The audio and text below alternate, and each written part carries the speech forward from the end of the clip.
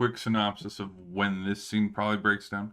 This probably takes place like right after, because we saw at the very end of the second one, Paul's character was like, "I'll take your daughter's hand in marriage and stuff," and then Johnny just like storms out, and she's like, "All right, I'm going to the desert," and then that's how the film ends.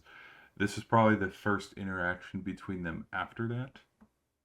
Maybe I could be wrong. I don't know. And clearly with like the trailers and stuff between him having his long hair and then having the buzz cut, um this is probably at the very beginning of the film.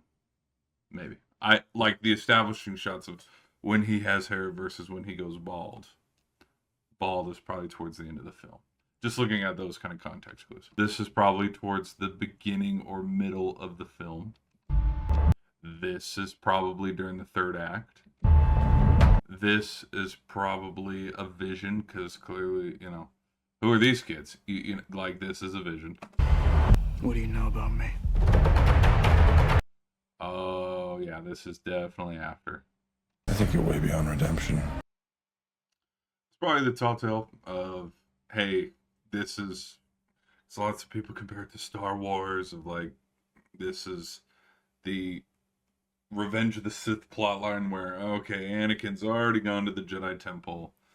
That's what I would guess where this part of the scene is, because like if you've read the Dune books and know how Paul ends up, like he does the full heroes and the okay. If you don't know it, go look it up. This has to be a vision. This scene right here in particular, just because there's no oceans now. He does talk about it, and he talks about seeing green and water and stuff. Maybe. Ooh. There's parts of me where I feel like there are spoilers hidden within the trailer, because this trailer's very confusing. There's a lot to digest here because it's showing a lot. It could be the spoiler hidden in plain sight of like, this is the last scene in the movie. You know what I mean? And hopefully I'm wrong where it's like, whoops, sorry, spoiled the movie.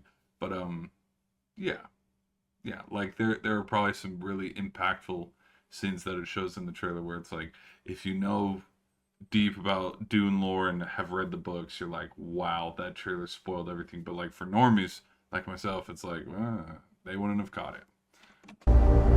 I think he's the bad guy in this film. I think it's already been rumored. Regime. Which, and if I'm not mistaken too, I think also Austin Butler's character as well from part 2. He, I think, should have also been in this one too, but like that was probably a director's choice of killing him off. Change. Idiot. If the other scene that we looked at, if that is not the first scene in the opening scene of the movie, this scene probably is, because look at what they're wearing. They're wearing exactly what they were in the throne room. Like the whole headpiece and everything. With the way it's talking, do I think that Duncan's character and Paul's character are going to fight sometime in this film? Maybe. This is probably sometime during the third act, because look at his eyes. We have the worm whisperer. For all I've done. Oh, hold on. I didn't notice this the first time around. Look at his eyes. His eyes are not blue. Maybe this could be the last scene. I don't know. But at the end of the day, it does look good. Oh yeah, look at his eyes. Oh, that's a giveaway. This scene right here. Must not die. I don't know if it would have Paul fish John. Maybe a little bit of love affair there. I don't know if they would pose it that way, of like Paul's fate going. Maybe I don't know. I don't know. Like the only reason why I'm stretching things a little bit is because they have taken a little bit of creative liberties from the book to the movie, which it's not so drastic where it's like, oh my gosh, it's not even the same thing. But I don't know. Like I enjoyed part 2. I enjoyed part 2 a lot more than part 1. Part 1 was kind of part 1 was kind of a snooze fest. There were few concerns leaving the theater after watching number 2 where I was like, oh, number 3 is going to be awful. And there was just kind of some subliminal writings on the wall that would pose for it being awful. But I don't know. We might have to revisit that later after a review. But I mean, it looks good. It's piqued my interest.